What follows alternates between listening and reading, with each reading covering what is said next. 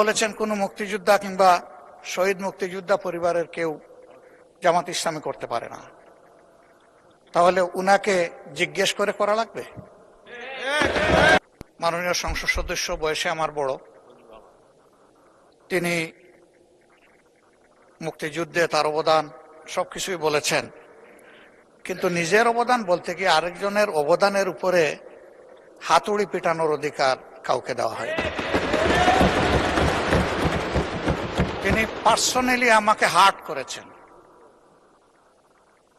তিনি বলেছেন যে আমি বলে থাকি আমি শহীদ মুক্তিযোদ্ধা পরিবারের সদস্য, তাহলে ইনি এটাকে চ্যালেঞ্জ করছেন। 2 নম্বর, উনি বলেছেন কোনো মুক্তিযোদ্ধা কিংবা শহীদ মুক্তিযোদ্ধা পরিবারের কেউ জামাত ইসলামী করতে পারে না, তাহলে উনাকে জিজ্ঞেস করে করা লাগবে? এটি আমার নাগরিক অধিকার। আমি কোন দল করব, কোন আদর্শ আমি অনুসরণ করব, এর উপর হস্তক্ষেপ করার ন্যূনতম কোনো অধিকার রাষ্ট্র কিংবা সংবিধান কাউকে দেয়নি। আমি এটার তীব্র নিন্দা জানাই।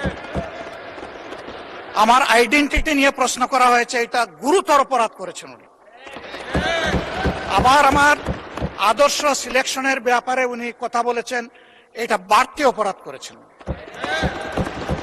আমি অনুরোধ করব মাননীয় স্পিকার, তার এই অসংসদীয় অংশটা এখান থেকে যেন এক্সপান্স করা হয়। হ্যাঁ, যার মগজ যেরকম তার কনক্লুশন হবে সেটা।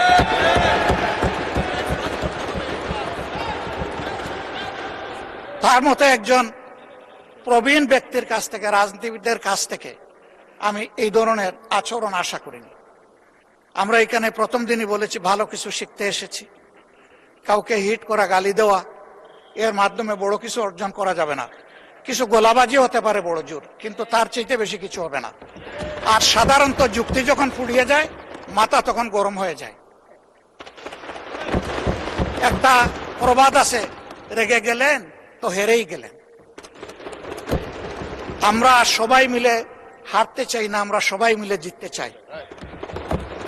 এই জন্য সবাই যেন মাথাটা একটু ঠান্ডা রেখে যুক্তির সাথে সত্য নির্ভর কথাগুলা বলি, তাতে অবশ্যই দেশবাসী উজ্জীবিত হবে, এই সংসদের প্রতি মানুষের আস্থা তৈরি হবে এবং দেশটাকে নিয়ে সবাই মিলে আমরা সামনে এগিয়ে যেতে পারবো। ধন্যবাদ মাননীয় স্পিকার।